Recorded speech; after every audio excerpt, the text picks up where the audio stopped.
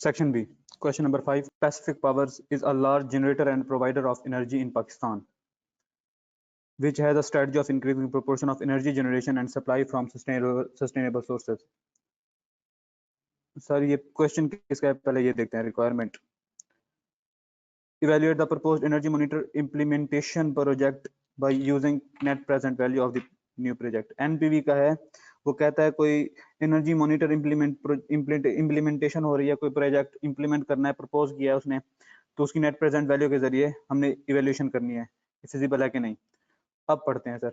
PP's marketing team has recently completed extensive research in energy market at a cost of 2 million. 2 million की research cost आई है, यानी कि sunk cost. Based on the findings of this research, marketing director has recommended PP's board of directors that the retail division could significantly increase its consumer market share by adopting wireless energy monitoring technology and installing this in consumers' home. Wireless energy monitoring technology use कराने की सोच रहे हैं वो, जो market share increase कर सकते हैं इसका. अब the technology allows consumer to monitor their energy through an energy monitor that links to app via consumer home Wi-Fi. उसकी information दे रहा है कि वो technology है क्या. The marketing director believes introducing this technology will attract significant new consumers by providing information that can help to reduce energy consumption. The marketing director has asked the finance director to determine if contribution from forecast new retail energy consumer is sufficient to outweigh the cost of implementation of new energy monitor in consumer home. वो कहता है sir, finance director से पूछा गया है कि contribution इतनी कोई हो जाएगी कि इसकी कॉस्ट को आउटवे कर जाए. Project time frame is expected to be 5 year उसकी टाइम फ्रेम है प्रोजेक्ट की.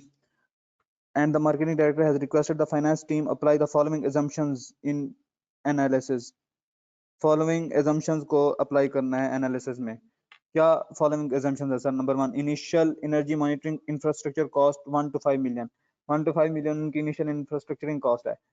Will be paid at the beginning of project, of which 100 million is expected to be eligible for PP to claim capital allowances. लेकिन tax authorities वाले कहते हैं हम 1 to 5 million को आपकी कॉस्ट नहीं मानेंगे, हम 100 मिलियन को आपकी कॉस्ट मानेंगे और 100 मिलियन को भी एलिजिबल करेंगे कैपिटल अलाउंसेस क्लेम करने के लिए. जितने भी आपको अलाउंसेस देने हैं 100 मिलियन की बेस के ऊपर देंगे.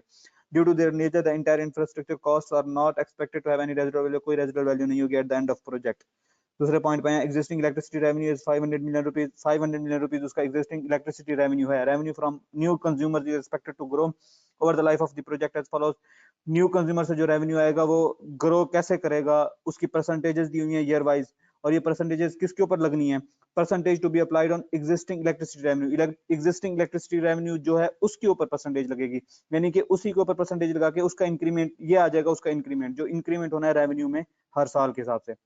Additionally, the price inflation of 4% per annum के हिसाब से inflate भी करनी है. Price expected to apply on the revenue in the first year. First year में ये inflation लगेगी, first year से शुरू होगी, and each year of the project thereafter.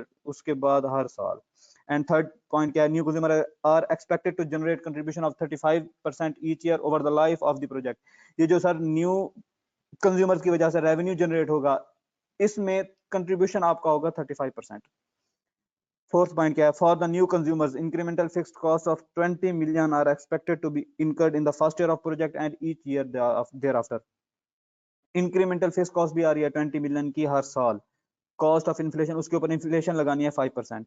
Number 5th, the project is expected to require additional working capital 10% of the incremental project revenue. जो incremental sales revenue होगा, यानी कि ये 500 million का 20%, उसका 10% हमें एडिशनल वर्किंग कैपिटल के तौर पे चाहिए for a given year to be in place in the beginning of each year. और जिस साल का हमें वर्किंग कैपिटल चाहिए उसके शुरू में वो अवेलेबल होना चाहिए.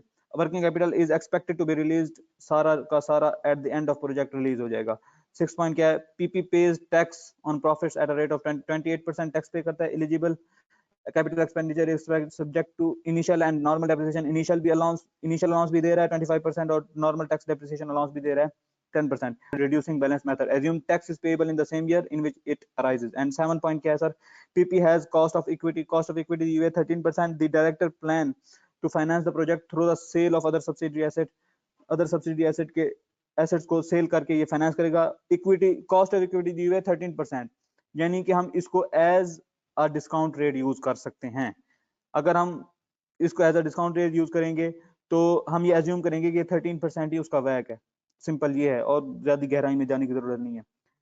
Number 8 point, all project revenue and cost cash flows occur annually at the end of year in which they arise except otherwise specified। जहाँ पे स्पेसिफाई सिर्फ वो बिगनिंग पे हो रहा है अराइज, बाकी सारे के सारे ईयर एंड पे अराइज हो रहे हैं। अब आए सोल्यूशन की तरफ। सोल्यूशन है सर पैसिफिक पावर्स का ये incremental sales revenue. Working one क्या है सर? एग्जिस्टिंग रेवेन्यू था 500 मिलियन, पहले साल में 20% आपको रिसीव होना है रेवेन्यू न्यू कंज्यूमर्स की वजह से, इंक्रीमेंटल 500 का 20%, दूसरे साल में 40%, तीसरे साल में 60%, सो ऑन। निकाल लिए। प्राइस इन्फ्लेशन भी लगानी थी, 4% लगा दी।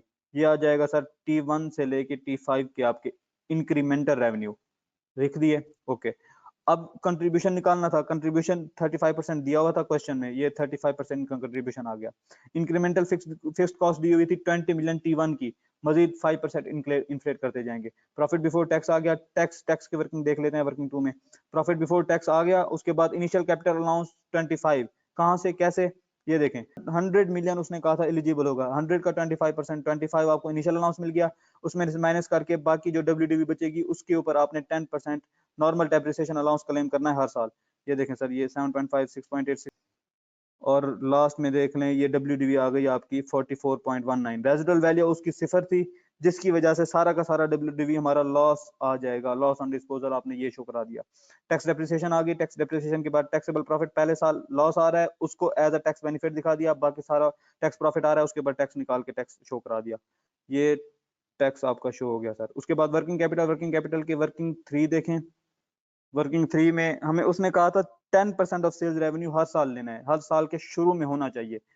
पहले साल का 10% है 10.4, 10.4 साल के शुरू में होना चाहिए, यानी कि ईयर 0 के एंड पे होना चाहिए। ईयर 0 के एंड पे 10.4 दिखा देंगे एज एन आउटफ्लो। अब T2 में होना चाहिए 21.6, T2 में T2 की जो इंक्रीमेंटल सेल्स रेवेन्यू है उसका 10%।